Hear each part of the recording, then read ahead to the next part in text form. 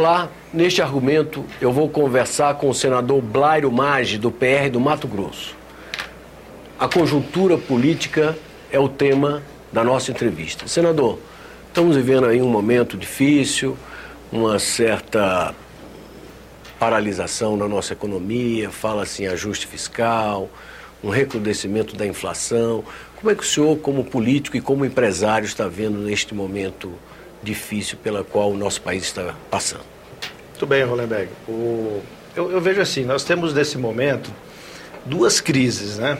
Uma crise econômica e outra crise política. E as duas, elas são intimamente ligadas, coladas, né? Tanto que o presidente Sarney, uma vez ouvi dizer, disse que alguém já disse isso para ele, pode ser, certamente será, de que, assim, tipo assim, você me dá uma boa economia e eu lhe darei uma boa política, né? Quer dizer, não há estabilidade política, não há presidente que tenha uma boa avaliação, ou governador, prefeito, se a economia vai mal, né? E se a gente olhar um pouquinho para trás, todo o período em que o presidente Lula foi presidente e também o presidente Fernando Henrique Cardoso, o Brasil veio num processo de melhoria por toda uma conjuntura internacional. A presidente Dilma ganhou parte do mandato dela, do primeiro mandato, também em cima disso. Então, quando a economia vai bem, você relaxa até na parte política e as cobranças não são muito grandes. Bom, acabou esse veraneio, né, essas férias da conjuntura internacional, e aí a nossa economia começa a ter problemas.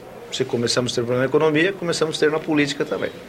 Então, eu não vejo nesse momento muita alternativa para a presidente da República de ela sair da situação que ela se encontra, sem que a gente mexa na questão econômica. E eu diria que a presidente precisa também fazer alguns gestos, né? Mudança de postura, não só pedir para o cidadão comum, para mim ou qualquer cidadão brasileiro, que aperte seu cinto, que faça ginástica, porque as coisas vão ficar ruins, elas estão ficando ruins, a tendência é piorar muito mais. Se nós não percebemos claramente e nitidamente que, pela parte da presidência da República, pela parte do Executivo, alguma coisa está sendo feita, né?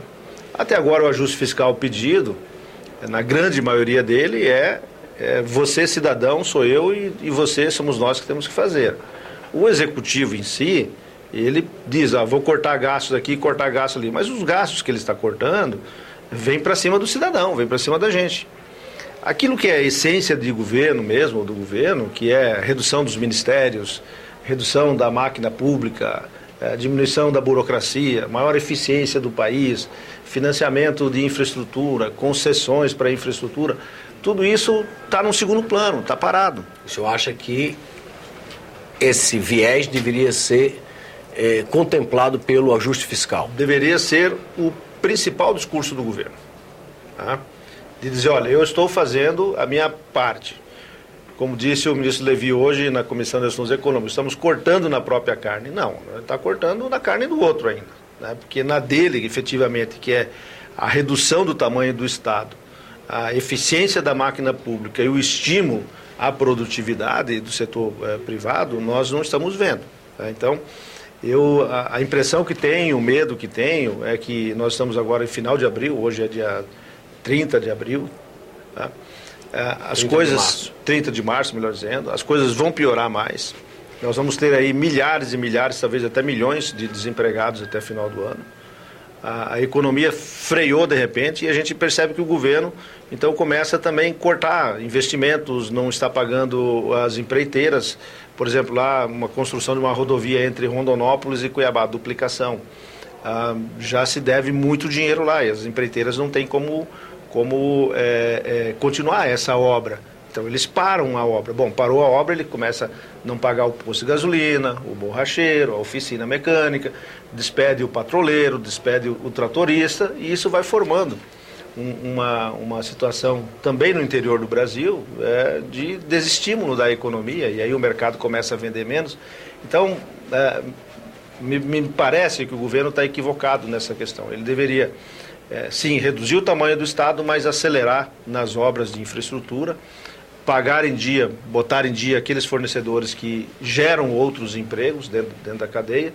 E aí sim, se nós tivermos um discurso propositivo por parte do governo, nós vamos ver que a sociedade começa a reagir. Acontece que quando você começa a dizer, está ruim, está ruim, está ruim, eu acredito que está ruim, se está ruim eu também vou parar. Por que se está ruim para você vai ficar ruim para todo mundo, não vai ficar para mim? Quer dizer, então nós temos que ter nesse momento um discurso para frente, um discurso diferente. Olha, a situação não é muito boa nesse momento, mas as minhas atitudes são essas. E a nossa saída é daqui 6 meses, daqui 1 ano, com sacrifícios X, Y, Z. Nós não estamos vendo e por isso eu reclamo que o governo não fez a parte dele, não está fazendo a parte dele, por isso tem enorme dificuldade, né? E a instabilidade econômica é gerada pela instabilidade política.